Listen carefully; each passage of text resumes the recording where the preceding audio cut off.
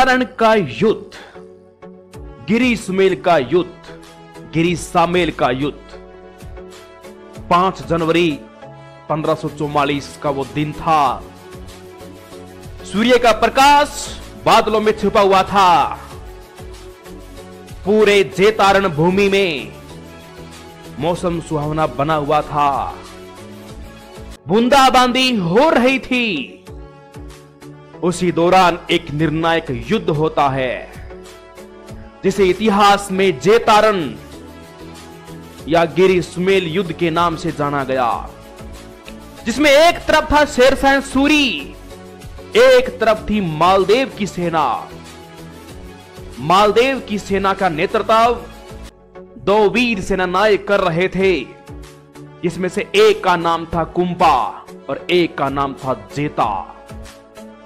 यानी कि मालदेव के 2 दाएं और बाएं हाथ जेता और कुंपा, और एक तरफ दिल्ली का शासक शेरशाह सूरी सेना लेकर आ जाता है, करना चाहता है मारवाड़ पर कब्जा। और इधर देशभक्ति की लड़ाई मालदेव राठौड़ की। मालदेव राठौड़ अपने नेतृत्व में और 2 सैनिकों को, 2 सेनानायकों के साथ एक बड़ी सेना 3 टुकड़ों में लेकर पहुंच जाती है। 3 टुकड़ियों में एक का नेतृत्व जेता करता है, एक का कुंपा करता है, एक पीछे वाली सेना का नेतृत्व स्वयं मालदेव करते हैं।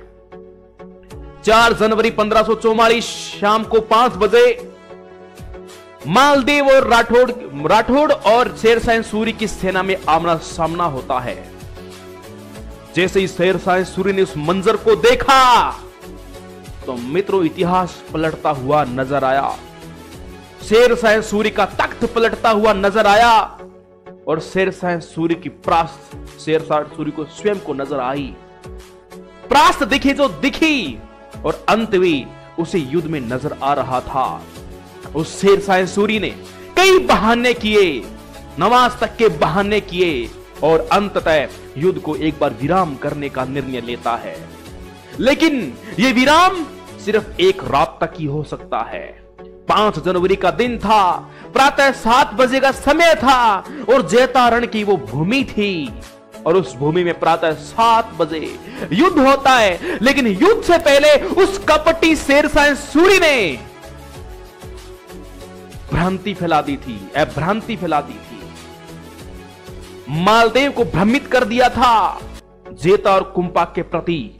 जेता और कुंपा ने स्वामी भक्ति का परिचय देते हुए, वीरता दिखाते हुए युद्ध को प्रारंभ किया। मालदेव भ्रमित होकर, क्योंकि मालदेव को भ्रमित करने के लिए अभ्रांति पत्रों का उपयोग किया गया। 10-10 हजार सोने के सिक्के जेता और कुंपा के कैंप में रखवाए गए। मालदेव उस दौरान युद्ध भूमि से निकल जाते हैं, सिवाना की ओर कूच कर जाते हैं। प्रातःकाल जेता और कुंपा और मुट्ठी भर इधर 12,000 के समथिंग सेना शेरशाह सूरी जो लेकर आया, घमासान युद्ध हुआ।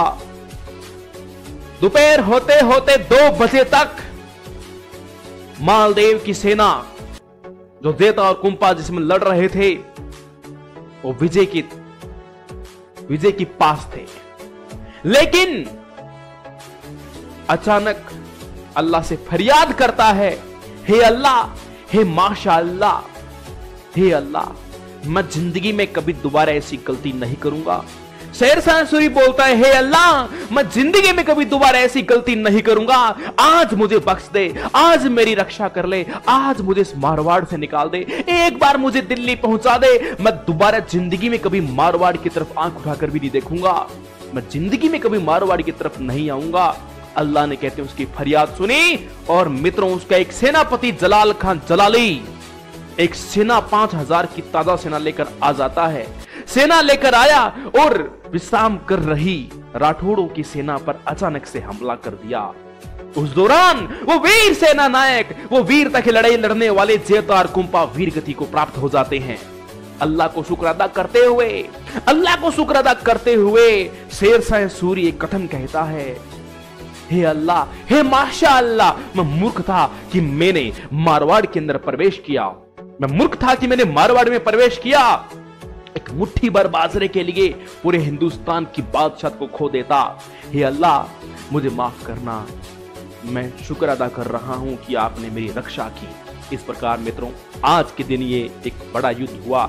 यदि उस दिन मालदेव भ्रमित नहीं होते, तख्त पलटते, इतिहास पलटता, इतिहास के पन्ने पलटते मित्रों, राठौड़ों का शासन पलटता, राठौड़ों का शासन महाशासन होता और ये मारवाड़ पे राज करने वाला राठौड़ वंश इसे हम दिल्ली में भी पढ़ते।